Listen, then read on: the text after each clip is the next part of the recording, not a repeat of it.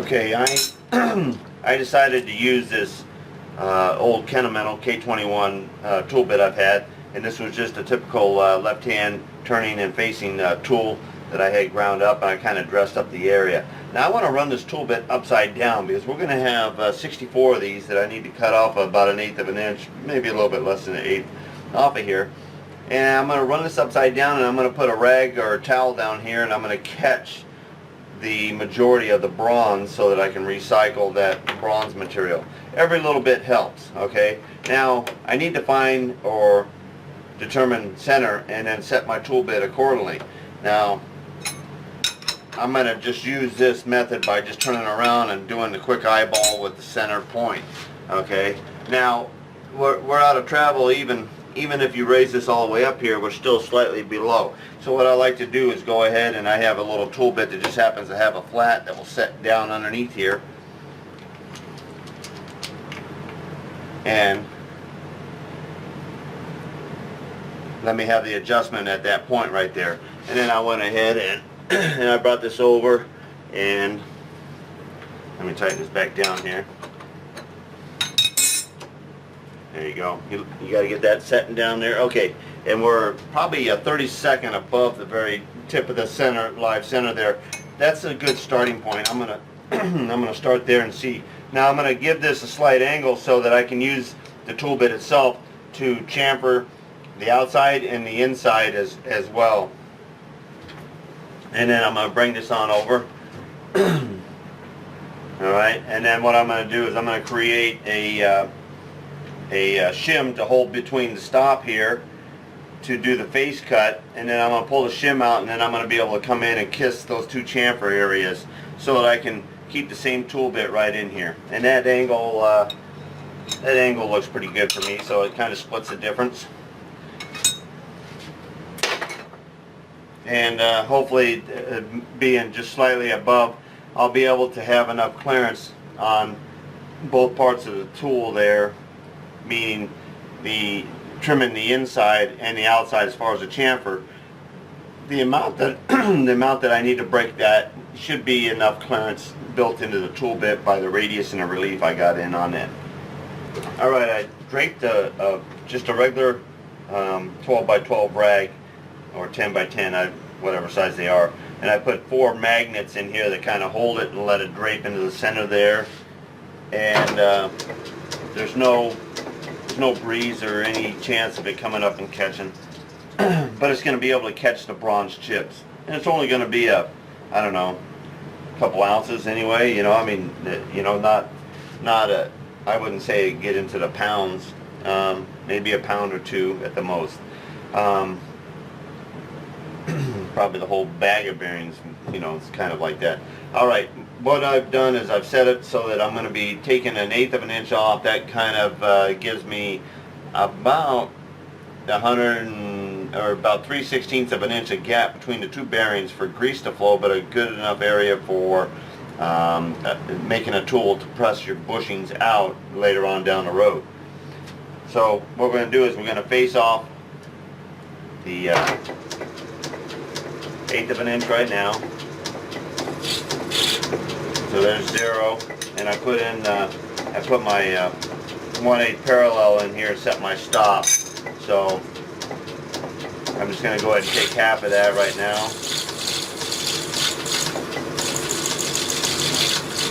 All right, and I can see the chips kind of flying over this way, not so much down. So I'm going to go ahead and create a little aluminum flashing right here, and then stick it with a magnet right here so that it deflects the chips down a little bit.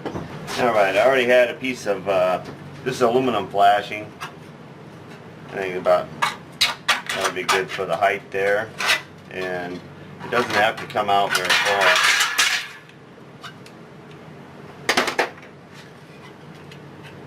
Yeah, something like that. Okay, now we can give it a little bit of bend like that. That's pretty cool. Alright, and this will give me plenty of clearance here. Now, what I've got is I have some of these magnets, they're pretty strong, so they can they can handle quite a bit of abuse. But if it gets dragged along or whatever, it can, this is harmless to the tool bit and stuff like that. And just kind of one of those things I always keep on handy, because you're just going to steer. We got quite a few of these to go, and I'd rather have the chips really go down where I want to keep them. Now they're falling almost straight down.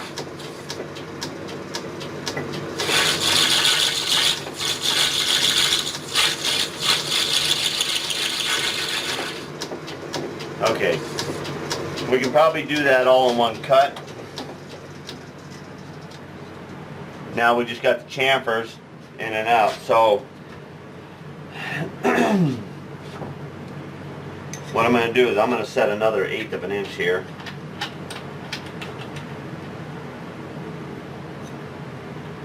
And then this is going to be my final resting spot, and then that gives me the freedom from here on to go ahead and come in and just lightly kiss those surfaces. This one out here, come on in, and kiss that one slightly. Alright.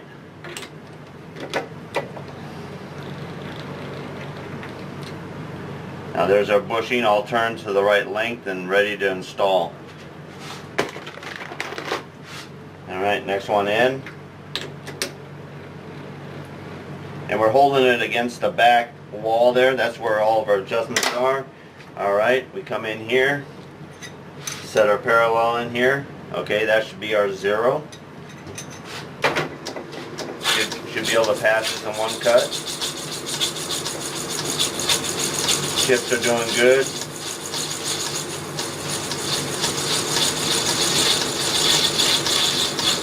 I'm just feeding by hand. Okay, while we're right there, let's come in and kiss this. Come outside.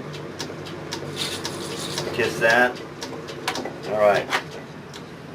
This is not going to take too long at all. And that way it lets us modify our bushings what's ideal for us, so that now when these set in to the link there, we've got almost 3/16 of an inch of gap for the grease to flow. The channel of grease is right in the center. See there? Okay.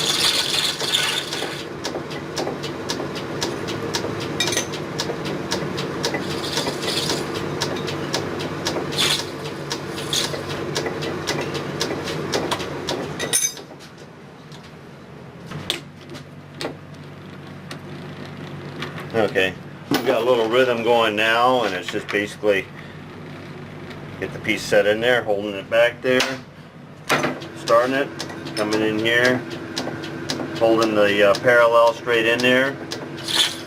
It actually kind of holds itself in there. I don't really have to do it, so I can have 2 hands on my dial, which I like to almost feed constantly by hand, and I can get a pretty good, this isn't a real long cut, so you don't have to work real hard to get a nice fit. Okay, pull out the parallel right there, come in and kiss that, come back out here, kiss that, back out. Now you're out and you're ready to go for the next one. Alright, and just getting into a rhythm so they all come out the same. Kind of a no-brainer setup here.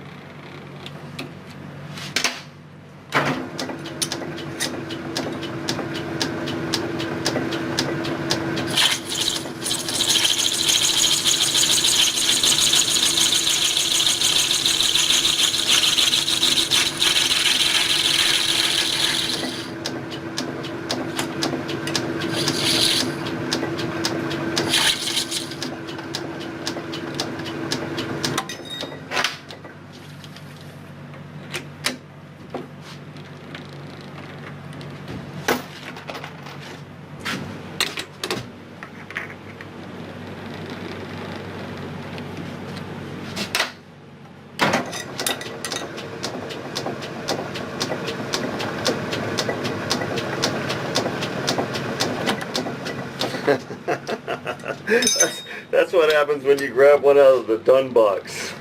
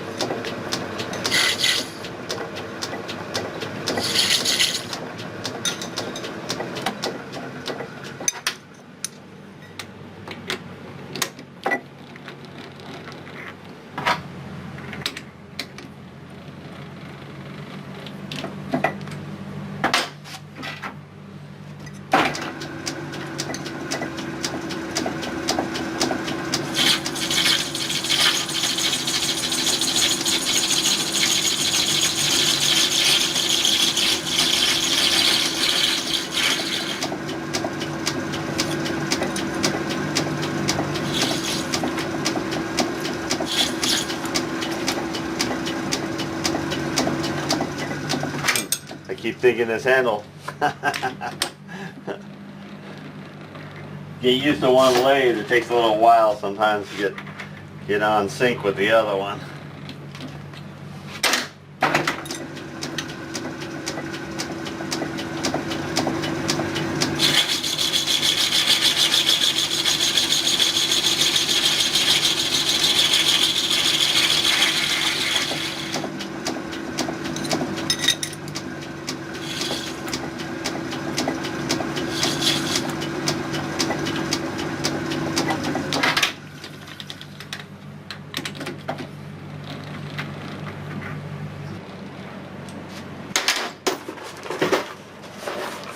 All the 64. Actually, I think there's 68 here because I had two that I ordered beforehand, so we have a couple extras. All right, we're gonna get the grease holes passages all cleaned out, and then we're gonna start pressing the bushings in, and we can get these boxed up and on our way back to Brian. All right, we're getting ready to. We got four bushings that we're gonna be pressing into this. But before we press them into here, we kind of want to take, we've got this set screw out here so that we didn't interfere with it there. But this is the diameter. I found this. This happens to be just a little stop for something that was in one of the boxes, but it's the exact size that those O-rings were put in there. So I went ahead and let's see if I could, I'm pushing, you can see I'm pushing this in, and then as I'm pushing it in, I'm actually able to push that all the way through, and then I go ahead and I just kind of stick my finger in here and then wipe it off as I pull back through there, and then I'm able, now the last one had like pink or red grease in there, so I don't know what was the new, what was the old. That almost looks like wax or color of tallow. Tallow is in the cutlass bearings on Navy ships. Used to be actually whale lard, and then after the whaling stopped, they started putting some artificial stuff in there, and I think that was in the time era that I was in dry dock. Dry dock in the middle of summertime, changing tallow and cutlass bearings was no picnic. Alright, so we're cleared out here, and we're going to go ahead and go press in our flange bushings. And we'll go into the arbor press because it seems to be a real easy way to put these in here. Alright, let's see what we got here. Alright, let's put our bushings right here. Alright, crank this up. I'm going to start the first one in here.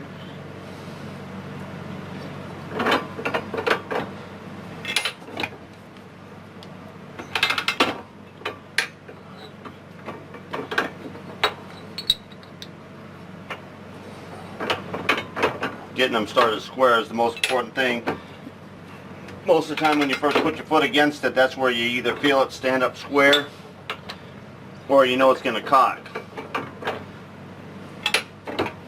You can feel it in your part and you can see it in your bushing.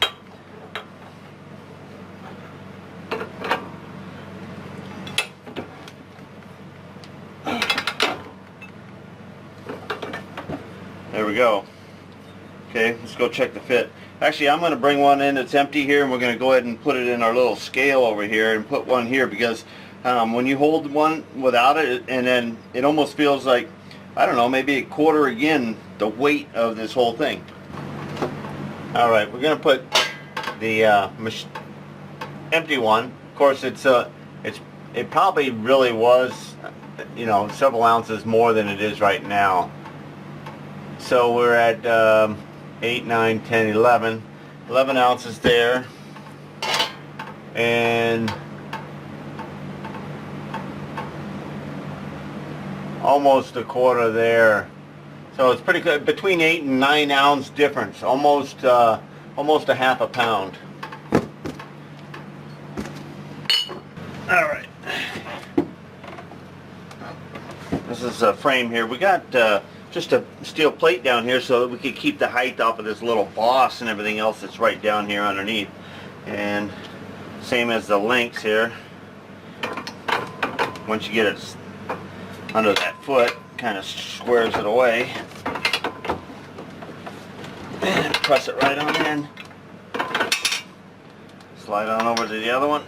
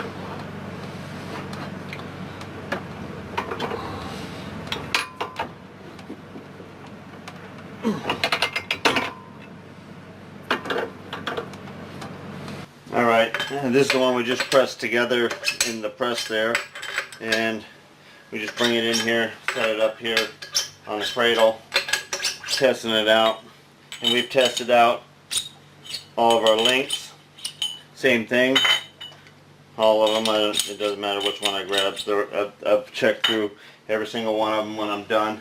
Alright, we got one more main frame to put the bushings in, and then this job's a wrap.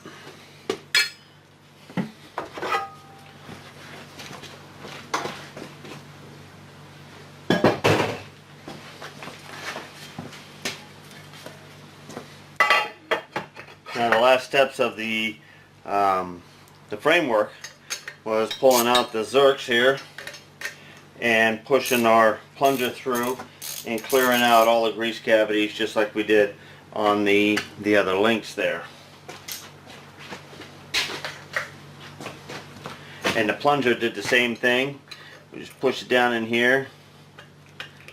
Alright, it pushes out the grease into the two openings. Sometimes it was only one side.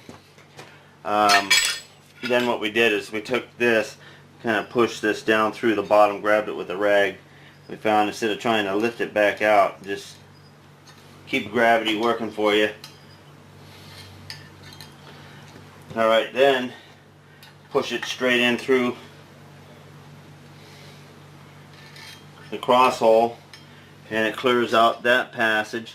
You don't still have to clean them, but at least I'm making sure that I got all the chips, and make sure that nothing has to have a drill or anything else run through it before I actually push the bushings in. Because once the bushings are in, we're done with the machine work. And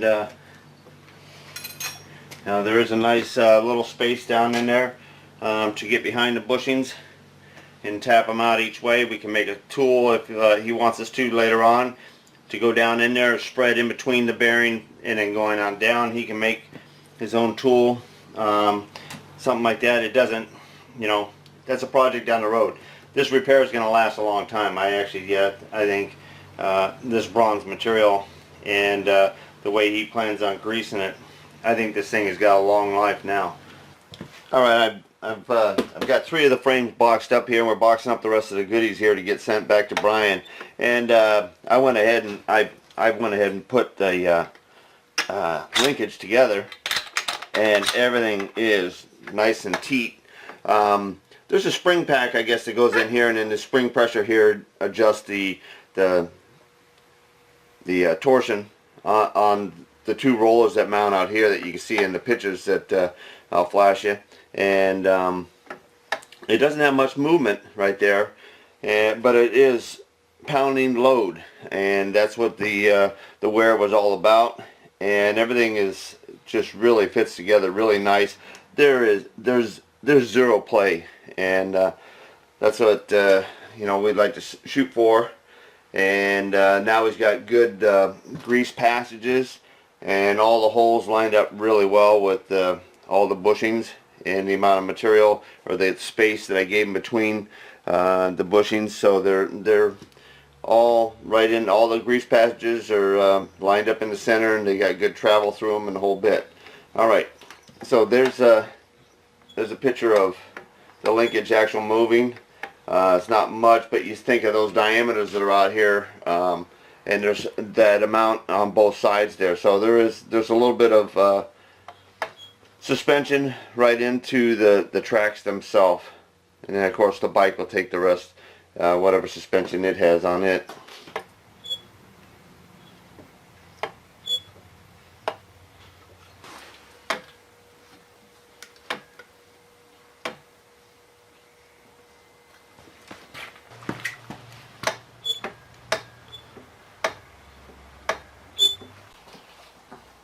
Well, we're putting Brian's job all in the boxes here and get ready to ship it.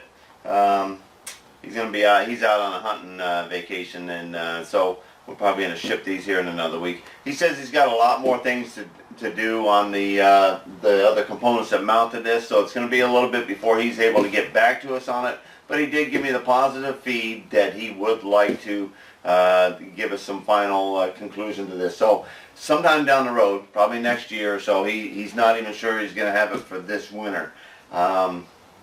Anyhow, we're going to get this going. And I'm glad you guys enjoyed the video, and a lot of comments out there of a lot of different ways to do it, and that's right. That's what the beauty about machine work is, and in the job shop, just depending on what machine you want to run. I was just going with the feel. I wanted to play with my drill press and a couple other things here, and of course I made tooling that would be backed up and it could be run in multiple machines. And I was very surprised that the 4 holes were not all exactly located to the center hub. I mean, you know, to where you could repetitively locate and jig bore these, because they weren't that close. But they were close to where this kind of linkage and everything else works within, you know, a 32nd of an inch or so. But coming down for the close tolerances that we wanted to open that bore up and stuff like that, it was an individual hole location. Alright, so of course, you know, I don't know how they originally jigged them up, but I would assume that all the machine work on it would have been located in one setup. Nowadays, in the type of machining and tooling that they've got to create machine work on casting such as this. Alright, until next time, get her done.